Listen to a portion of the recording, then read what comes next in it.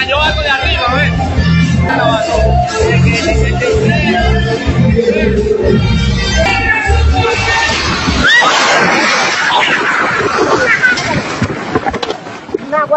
¿Qué te pasó? Papá, ¿qué te pasó? Ruby Pérez desapareció frente a cientos de personas y nadie lo vio. Estaba en el escenario, luego un estruendo, luego oscuridad. Pero durante horas, ni una sola imagen, ni un reporte oficial. Solo rumores, rezos y un eco inquietante. Dicen que se lo tragó el escenario. En un país donde las noticias vuelan, la desaparición del merenguero Ruby Pérez en plena presentación dejó un silencio demasiado largo. Sospechosamente largo, la discoteca Jet Set, ese templo nocturno del merengue dominicano, colapsó en plena madrugada. Pero mientras los heridos salían, mientras los medios contaban muertos, mientras los bomberos escarbaban los escombros, había una ausencia que pesaba más que todas las ruinas juntas. Ruby no aparecía. Y no fue solo el dolor de la incertidumbre lo que estremeció al país, fue la sensación de que algo no cuadraba. Apenas minutos antes del desastre, Ruby estaba sonriendo. Lo muestran videos aficionados, el traje impecable, la voz firme, el público rendido. Era una noche de nostalgia, de clásicos, de volver a las raíces. Pero después, nada. La estructura cayó con una violencia que nadie esperaba, y a partir de ahí comenzó una búsqueda angustiante. ¿Dónde está Ruby? Algunos decían que lo habían visto salir por la puerta trasera, otros que fue evacuado en una ambulancia. Su hija, desesperada, aseguraba que los rescatistas lo escucharon cantar desde debajo de los escombros. Cantaba, herido, atrapado, cubierto por el peso del concreto. Y aún así, cantaba.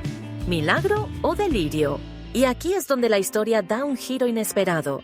Mientras los medios intentaban confirmar su paradero, se filtraron audios, conversaciones, capturas de pantalla. Versiones cruzadas que apuntaban a un caos total detrás de bambalinas.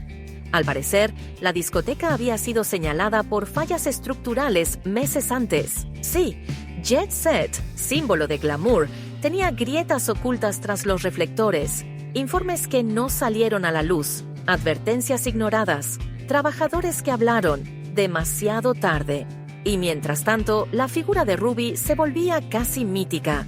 Estaba vivo. ¿Herido? ¿Muerto? ¿Por qué no se decía nada? La falta de claridad encendió teorías. En un país acostumbrado a verdades a medias, cada minuto sin respuesta era gasolina para la especulación. Fue recién al amanecer cuando la verdad cayó como un martillo. Ruby Pérez había muerto. No fue rescatado, no fue evacuado. Estaba allí, sepultado entre el hierro y el concreto, en el mismo lugar donde minutos antes había cantado su última nota. Pero aún había más. Según versiones de los rescatistas, lo encontraron con el micrófono entre los dedos, sin señales de lucha, como si hasta el final hubiera esperado ser escuchado, como si no hubiera dejado de ser artista, ni siquiera mientras la muerte se le acercaba por detrás del telón.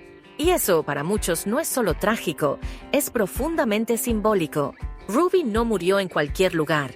Murió en su templo, murió bajo las luces, con el público a los pies, con su voz intentando abrirse paso entre la tragedia.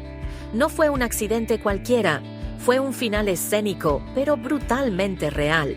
Ahora el país llora, pero también pregunta, porque Jet Set no colapsó de la nada. No es la naturaleza la que está en juicio aquí, es la negligencia, es la permisividad, es la cultura del deja eso así, que eso aguanta. Y es esa mentalidad la que aplastó no solo a Ruby, sino a más de 60 personas que nunca imaginaron que esa noche sería la última. Entre los fallecidos hay nombres que estremecen, figuras públicas, diseñadores, exdeportistas, funcionarios. Una mezcla de poder, talento y anonimato que pone en jaque al sistema entero. Si esto le pasó a ellos, ¿qué esperanza queda para el resto? Y mientras los escombros se retiran, también empiezan a surgir denuncias. Planos modificados, permisos falsificados, supervisiones ignoradas. Y el fantasma de la impunidad vuelve a asomar la cara. porque todos sabían que Jet Set estaba envejecido. Pero nadie hizo nada, porque era rentable, porque era popular, porque ahí cantaban los grandes, porque ahí cantaba Robbie. Ahora, con su muerte confirmada, el duelo se mezcla con la rabia. Su familia, devastada. Su hija, hospitalizada por el impacto emocional. Su hermano, denunciando el abandono. Y el pueblo exigiendo respuestas que no llegan. Pero tal vez la imagen más poderosa de toda esta tragedia no sea el colapso del techo, ni las cifras, ni siquiera el nombre de Ruby en los titulares. Es la idea de un hombre atrapado bajo toneladas de escombros, usando su voz como única herramienta para sobrevivir. Un hombre que no gritó, cantó, que no se rindió, que eligió su arte como última arma contra la muerte. Y esa imagen, tan poética como desgarradora, será imposible de borrar.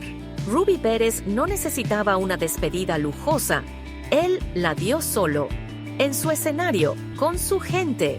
Pero ahora nos toca a nosotros decidir si esa despedida será recordada como un accidente más, o como el grito final de una voz que pidió, hasta el último segundo, que se hiciera justicia. ¿Quién será el próximo en cantar bajo un techo que ya amenaza con caer? La respuesta depende de lo que hagamos ahora.